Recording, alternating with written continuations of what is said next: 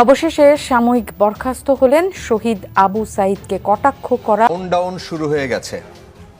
Doctor Mohammad ইউনূসকে ইঙ্গিত করে ফেসবুকে এমন স্ট্যাটাস দেয় চাকরি হারিয়েছেন নির্বাহী ম্যাজিস্ট্রেট তাপসী তাবাসসুম উর্মি। হাট জেলা প্রশাসনের ওএসডি হওয়া নির্বাহী ম্যাজিস্ট্রেট তাপসী তাবাসসুম উর্মিকে সাময়িক বরখাস্ত করা হয়েছে। তার বিরুদ্ধে চাকরি বিধি অনুযায়ী প্রশাসনিক ব্যবস্থার প্রক্রিয়া শুরু হয়েছে। দুপুরে এই তথ্য জানিয়েছে জনপ্রশাসন মন্ত্রণালয়। আমি স্যালুট করি সেই ম্যাজিস্ট্রেট, এই বয়সে এসে আমি স্যালুট করি।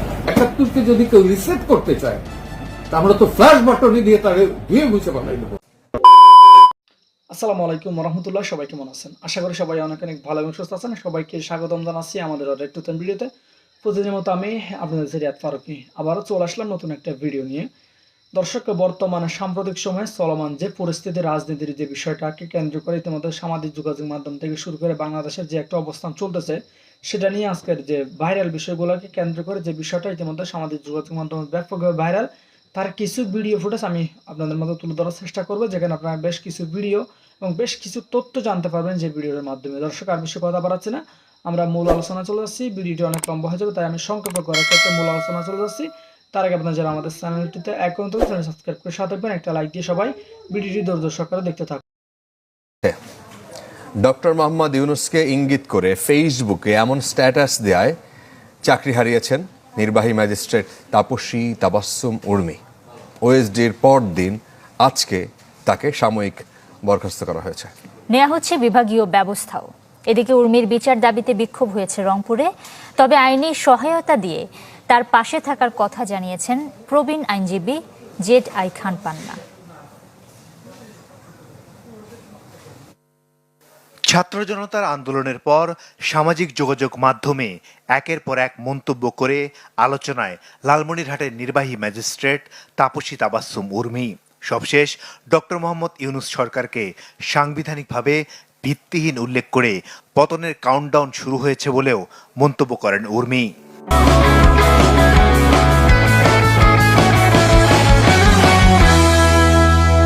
আমি পোস্ট দিয়েছি, এটাই তো যথেষ্ট। অনলি আমি করেছি বিভিন্ন কারণে হইতে পারে, এর জন্য যদি আমার চাকরি চলে যায় এটা আমার কোনো সমস্যা নাই। এর আগেও ছাত্র জনতার অভ্যুত্থানকে কটাক্ষ করে ফেসবুকে একাধিক স্ট্যাটাস দেন উর্মি। আবু সাঈদকে সন্ত্রাসী আখ্যা দিয়ে উর্মি আপত্তিকর মন্তব্য করেন। প্রতিবাদে বিক্ষোভ করেন রংপুর বেগম রোকেয়া বিশ্ববিদ্যালয়ের শিক্ষার্থীরা। দাবি জানান সর্বোচ্চ শাস্তির। যে আবু সাঈদের নামে মিথ্যাচার মানে পুরো বৈষম্যবিরোধী ছাত্র আন্দোলনকে অবমাননা করে, আমরা এটা মানি না। তাদের বিচারের আওতায় আনিয়ে রাষ্ট্রদ্রোহিতার অপরাধে তাদেরকে বিচারের আওতায় আনা হোক। সবকিছু আমলে নিয়ে রোববার উর্মিকে ওএসডি করে জনপ্রশাসন মন্ত্রণালয়, যদিও সেখানে কোনো কারণ উল্লেখ করা হয়নি। তবে সেই ওএসডি করার ২৪ ঘন্টা না পেরোতেই সাময়িক বরখাস্ত করল অন্তর্বর্তী সরকার। একই সঙ্গে তার বিরুদ্ধে বিভাগীয় মামলার উদ্যোগ নেওয়া হয়েছে। এদিকে সিনিয়র আইনজীবী জেড.আই খান পান্না বললেন, উর্মিকে এভাবে চাকরিচ্যুত করা তিনি সমর্থন করেন না। প্রয়োজনে আইনি সহায়তা দিয়ে উর্মির পাশে থাকার ঘোষণাও দেন তিনি। একজন স্বাধীন চেতা, স্বাধীনতার সপক্ষের অফিসার, তাকে আমি স্যালুট করি এবং তার যে কোনো আইনি সহায়তা লাগে আমি এবং আমার বন্ধুরা দাঁড়াইয়া তার আইনি সহায়তা দেব। জনপ্রশাসন মন্ত্রণালয়ের একাধিক কর্মকর্তা নিশ্চিত করেছেন, ফেসবুক পোস্টের মাধ্যমে সরকারের বিরুদ্ধে বিদ্রোহের ডাক দেওয়ার কারণেই বরখাস্ত করা হয় উর্মিকে। মাসুদুর রহমান, চ্যানেল 24, ঢাকা।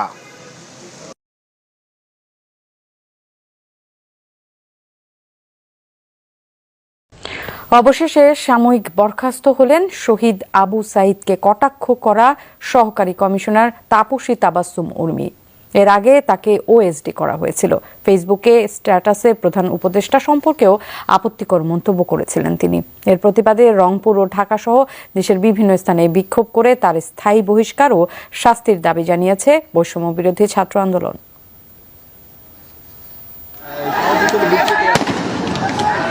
জুলাই আন্দোলনে নিহত আবু সাইদের বীরত্ব দেখেছে পুরো বিশ্ব। নিরস্ত্র সাইদ দুহাত তুলে জানান দিচ্ছিল, রক্ত নাও, তবু অধিকার ফিরিয়ে দাও। তখনকার প্রশাসন অধিকার ফিরিয়ে না দিলেও রক্ত নিয়েছিল। পুলিশের গুলিতে মাটিতে ঢলে পড়েন সাইদ। তাকে হত্যার দৃশ্য নাড়িয়ে দেয় পুরো জাতিকে। শিক্ষার্থীদের নেতৃত্বে সড়কে নেমে আসে বিভিন্ন শ্রেণী পেশার মানুষ। জনতার ঢল দেখে পদত্যাগে বাধ্য হয় আওয়ামী লীগ সরকার। নতুন সরকার দায়িত্বের 2 মাস পর সেই আবু সাইদকে সন্ত্রাসী আখ্যা দিয়ে ফেসবুকে স্ট্যাটাস দেন লালমনিরহাটের সহকারী কমিশনার উর্মি। প্রশ্ন তোলেন আপামর ছাত্র জনতার আন্দোলন নিয়েও। সরকারের কর্মচারী হলেও প্রধান উপদেষ্টাকে নিয়ে কটূক্তি করেছেন তাবাসসুম। পোস্টটা ডিলিট হয়নি, পোস্টটা অনলি মি করে রেখেছি। দেশকে বাঁচানোর জন্য আমার যতটুকু বলা উচিত সে বলাটাই আমার দায়িত্বশীলতা। তাকে শাস্তির আওতায় আনার দাবি জানিয়ে বিক্ষোভ করেছে বেগম রোকেয়া বিশ্ববিদ্যালয়ের বৈষম্য বিরোধী ছাত্র আন্দোলন। না হলে রংপুর বিভাগীয় কার্যালয় ঘেরাওয়ের হুমকিও দিয়েছেন তারা। নিহত আবু সাইদের 2 ভাইও অংশ নেন বিক্ষোভ সমাবেশে। যদি এই সব শহীদদেরকে এভাবে যদি অপমান করা হয়, শুধু আবু সাইদ না, তাহলে সকল শহীদদেরকে অপমান করা হবে। আমার ভাই দেশের ন্যায়ের পথে জীবনকে উৎসর্গ করে দিয়েছে এবং ভিডিও ফুটেজে এটা পরিষ্কার। স্বৈরাচার পালিয়ে গেলেও স্বৈরাচারের দোসররা এখনো প্রশাসনিক কাঠামোতে বিদ্যমান। রাষ্ট্রদ্রোহিতার আইনে তাদের বিচার করা হোক। আবু সাইদকে যদি না চিনে থাকেন, বেগম রোকেয়া বিশ্ববিদ্যালয়ে আসবেন, ইংরেজি বিভাগে আসবেন। জুলাই বিপ্লবের মহানায়ক আবু সাইদকে সন্ত্রাসী বলার প্রতিবাদে গণবিক্ষোভ কর্মসূচি করেছে জাস্টিস ফর জুলাই নামের একটি সংগঠন। ঢাকা বিশ্ববিদ্যালয়ের রাজু ভাস্কর্যের পাদদেশে বক্তারা বলেন, জুলাই বিপ্লবের স্পিরিট নষ্ট করার ষড়যন্ত্র চলছে। তারই অংশ তাপস্বী তাবাসসুম উর্মি। নতুন দেশের উপরে দাঁড়িয়ে যে আসলে শহীদদের অপমান করার মতো ধৃষ্টতা দেখায়, সেই সরকারি কর্মকর্তাকে অনতিবিলম্বে চাকরিচ্যুত করতে হবে। বিচার আমরা পাইনি, অথচ তাদেরকে এই দেশে বিশৃঙ্খলাকারী সন্ত্রাসী বলে মন্তব্য করা হচ্ছে। প্রশাসনকে বলতে চাই, আপনারা অনতিবিলম্বে আমাদের শহীদ পরিবার ভাইদের পাশে দাঁড়ান। তাদের যদি অবদানকে আপনারা অস্বীকার করতে চান, তার বিরুদ্ধে আমরা সবসময়ই দাঁড়াবো। গণহত্যাকারীর দোসররা এখনো যেখানে লুকিয়ে আছে, এখনো যারা বাংলাদেশকে অস্থিতিশীল করতে চাইছে, তাদের বিরুদ্ধে অবশ্যই সরকারের কিছু করার আছে। কেবল সাময়িক নয়, তাবাসসুম উর্মিকে স্থায়ী বহিষ্কার ও গ্রেফতারের দাবি জানিয়েছে বৈষম্য বিরোধী ছাত্র আন্দোলন। রাসেল আহমেদ। সাংবিধানিক ভিত্তিহীন অন্তর্বর্তী সরকারের প্রধান উপদেষ্টা বলেছেন, রিসেট বাটনে পুশ করা হয়েছে, অতীত মুছে গেছে। রিসেট বাটনে ক্লিক করে দেশের সব ইতিহাস মুছে ফেলেছেন তিনি। এতই সহজ, কাউন্টডাউন শুরু হয়ে গেছে আপনার মহাশয়। গত 5 অক্টোবর ফেসবুকে এই কথাগুলো লিখেছিলেন লালমনিরহাট জেলা প্রশাসনের নির্বাহী ম্যাজিস্ট্রেট তাপস্বী তাবাসসুম উর্মি। এরপরই নানা আলোচনা সমালোচনা শুরু হয় তাকে ঘিরে। বিষয়টি জানার পর তাপস্বী তাবাসসুম উর্মিকে ওএসডি করে জনপ্রশাসন মন্ত্রণালয়ে সংযুক্ত করা হয়। 6 অক্টোবর জনপ্রশাসন মন্ত্রণালয়ের সিনিয়র সহকারী সচিব নীলুফা ইয়াসমিনের সই করা এক প্রজ্ঞাপনে এ তথ্য জানানো হয়। এরপর 7 অক্টোবর জনপ্রশাসন মন্ত্রণালয় থেকে জানানো হয় তাপস্বী তাবাসসুম উর্মিকে সাময়িক বরখাস্ত করা হয়েছে। কেন বরখাস্ত করা হলো তাপস্বী তাবাসসুম উর্মিকে, সে প্রশ্ন এখন জনমনে। সরকারি চাকরি আচরণ বিধিমালায় রয়েছে সরকারি চাকরিজীবীদেরকে ৭৯ কন্ডাক্ট রুল অনুযায়ী আচরণ করতে হয়। সেখানে স্পষ্ট বলা আছে, সরকারি কর্মকর্তা হয়ে সরকারের এমন কোনো সমালোচনা করা যাবে না যা জনগণের কাছে সরকারকে অস্বস্তিকর অবস্থায় ফেলে। বাংলাদেশ লোক প্রশাসন প্রশিক্ষণ কেন্দ্রের সাবেক পরিচালক ডক্টর AKM এনামুল হক বলছেন, একজন সরকারি কর্মকর্তার জায়গা থেকে করা এমন ঘটনা সরকারি চাকরির আচরণবিধির লঙ্ঘন। রাষ্ট্রের প্রধান নির্বাহীর বিরুদ্ধে অধস্তনদের এ ধরনের বক্তব্য আচরণবিধির সুস্পষ্ট লঙ্ঘন বলে মনে করছেন তিনি। যদিও নিজের ফেসবুক পোস্টের পক্ষে নানা যুক্তি তুলে ধরেছেন Tapaswi Tabassum. Reset button push করা মানে কি? আপনি কি ভয়েস অফ ওয়ার্ল্ডের সাক্ষাৎকারটা দেখেছেন? রিসেট বাটন পুশ করা মানে কি? অতীত মুছে ফেলা মানে কি? আমাদের মুক্তিযুদ্ধ হচ্ছে মীমাংসিত সত্য।